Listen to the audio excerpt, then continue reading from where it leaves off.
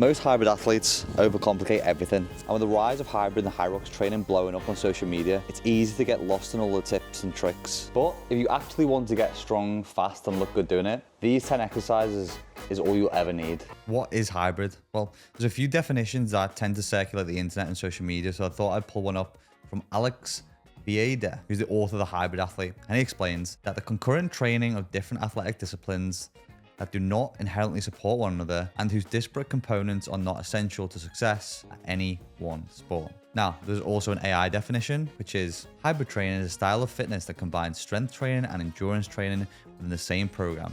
So you can build muscle, increase strength, and improve cardiovascular fitness at the same time. Now, my definition of hybrid is that you aren't great at anything, you're shit at nothing, but you're mediocre at everything.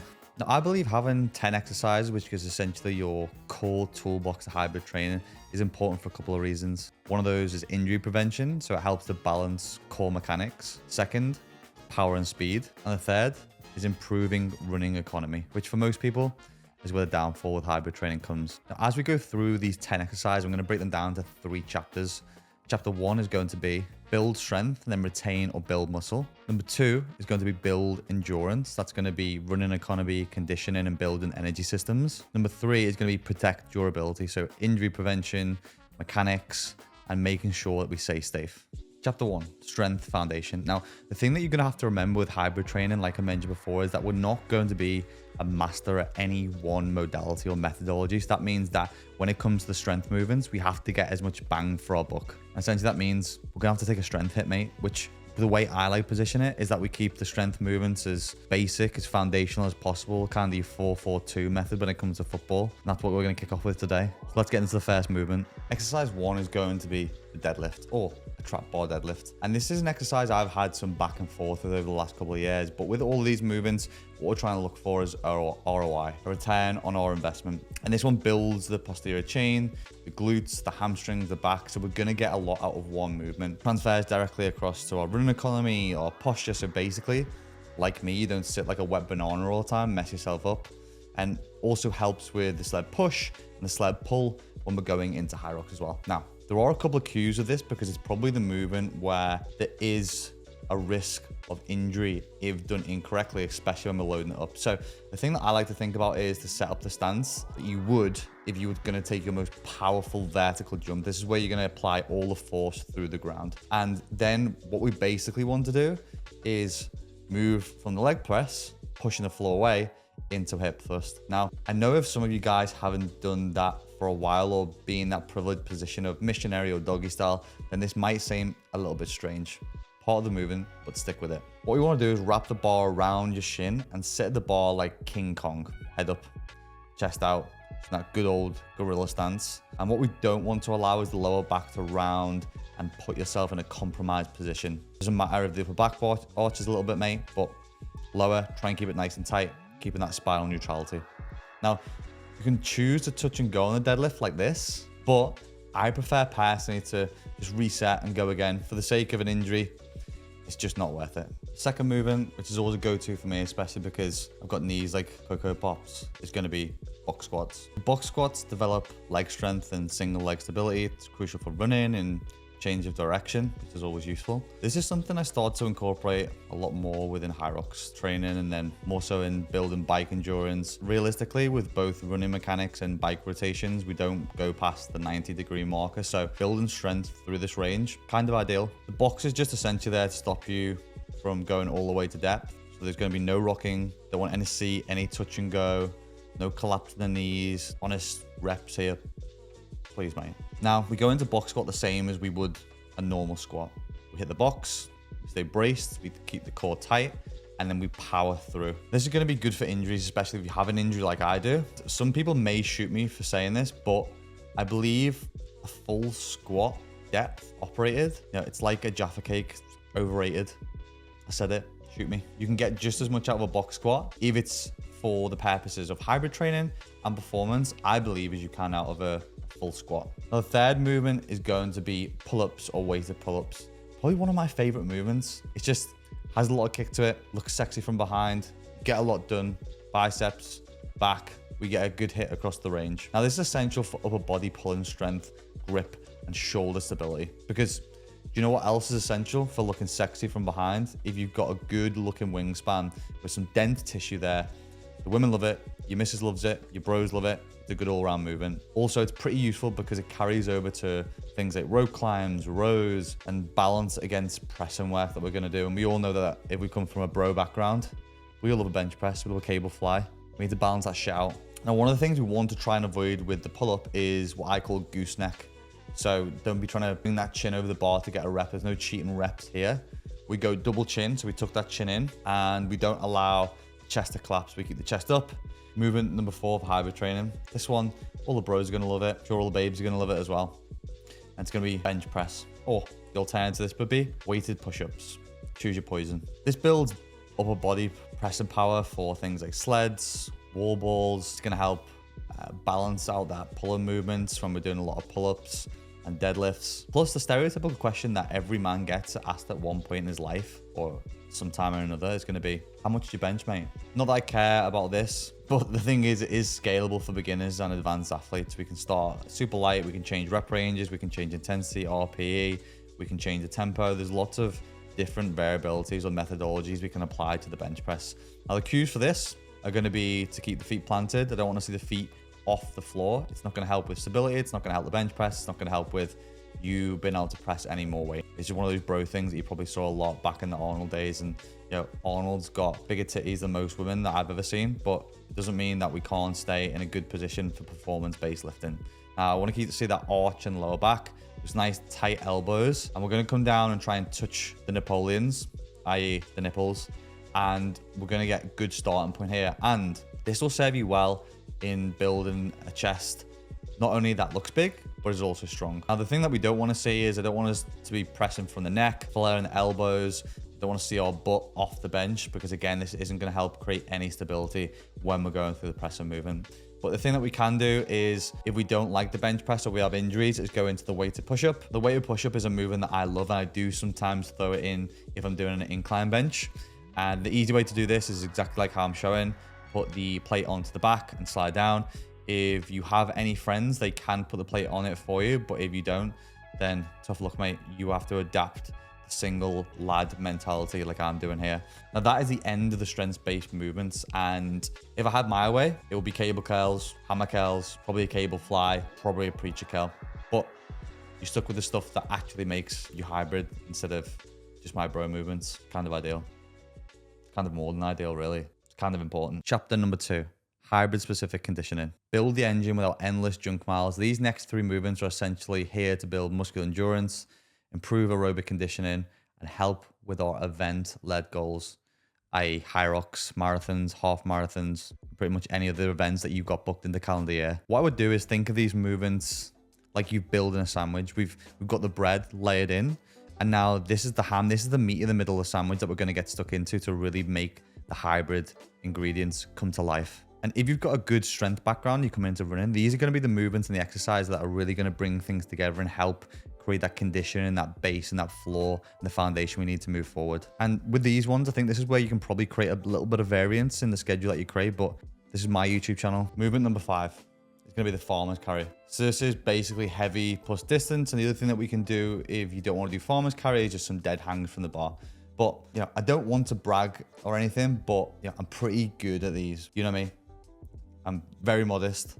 I'll let the world record do the speaking, because this one's going to improve your grip, core, your posture, and your total body resilience. You know, when you've got a grip and go, it builds a lot of that mental resilience. And I know a lot of people, these won't feature too often in their workout split, but as both a physically and mental test, these are top tier, because even when you think you're done, you always have more. You could always go past that point of which you thought you could stop and you need to let go. And the carryover of grip strength for pull-ups, deadlifts, rows is more than substantial. So these sort of movements complement other movements in this split in order for you to unlock more of them. Has direct Hyrox crossover because the farmer's carry station, and builds real world strength. Plus, you know, when your mum goes to the Asda, you're top dog. You're the man who's doing the gripping and ripping when it comes to pushing in that full week shop. Movement number 6, sled pull, or the sled pull if you would like to work on your weak points. But the Hyrox specificness of this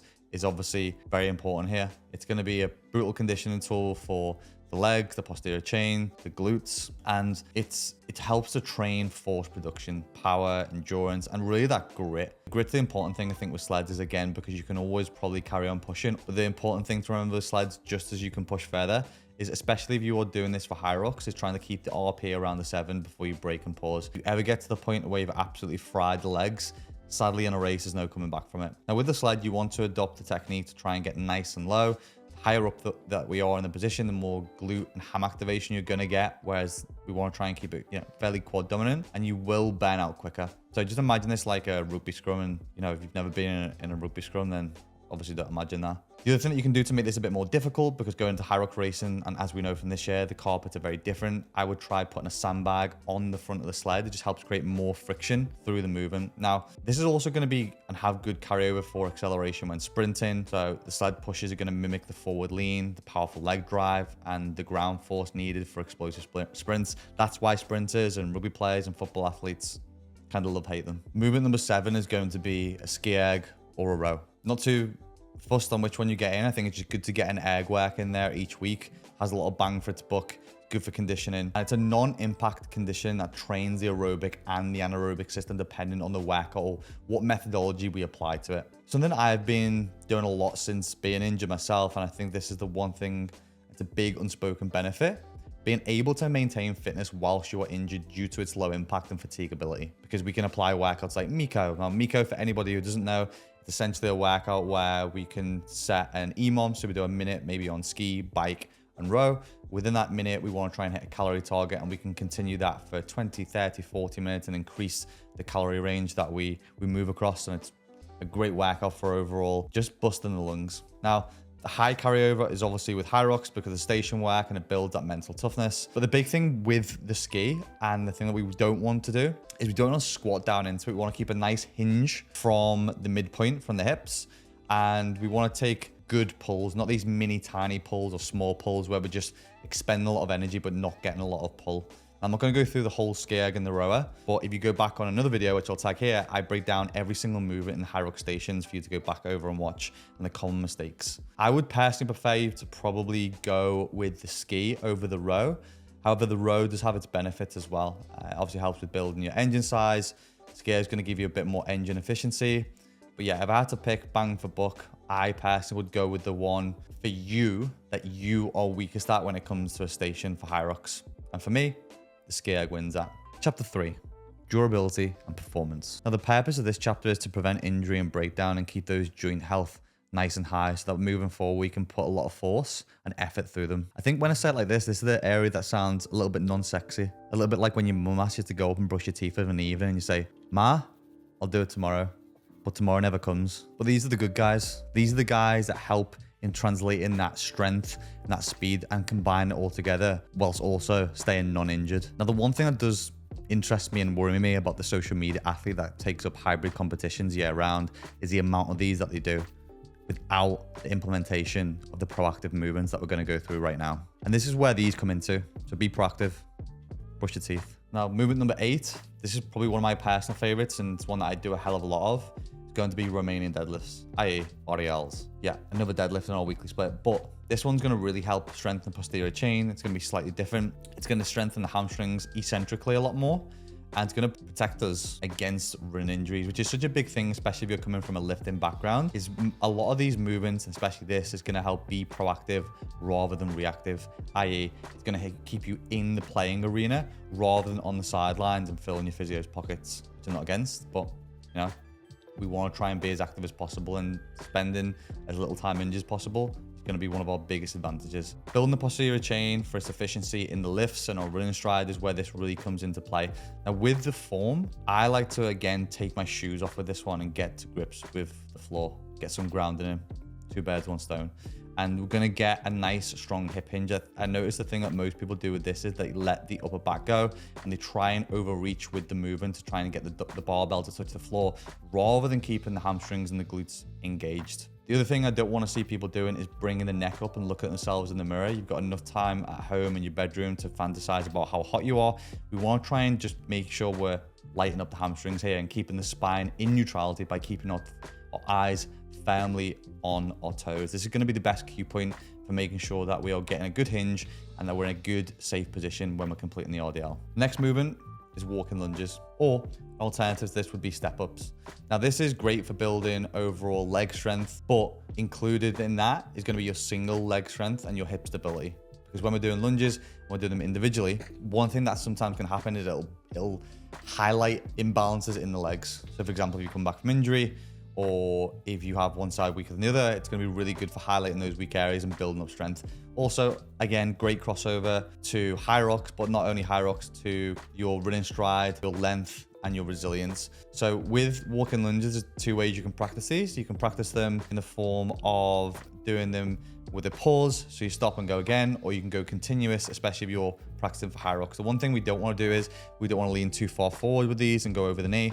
We also don't want to lean too far back and go off balance with our lunges. Again, I always keep lunges in the movement each and every week because I think they have great carryover for overall sports and Hyrox if you're training for either. Last but not least, again, this is something that probably won't feature in too many people's split, but I think doing some odd object work is super useful for your overall functionality and application to real world things, you know, like picking your mum's shopping bags up after you brought them in from the car. But again, it's going to help with stability and conditioning, because I think one thing that not many people realize when running is between our pelvis and our rib cage, we don't have bone there like we do from our spine. It's all muscle. So this is going to help really create stability and strength for when we're running, to make sure that the power transfer is really good in those kind of movements. It's also mimics unpredictable race stresses and improves our durability, especially when we are getting fatigued and tired in things like, you know, marathons, half marathons, or Hyrox races in general. So it doesn't have to be a sandbag. It could be odd object kettlebells. It could be overhead carries. It could be sandbags, med balls, whatever it is. I think doing something odd object and failing that, just putting in some rollouts or some core work is going to be really good just for keeping that overall balance and being proactive and making sure that we don't get injured. And that's your blueprint, mate. That's the 10 exercises you'll need to get you stronger, faster, and hard to kill.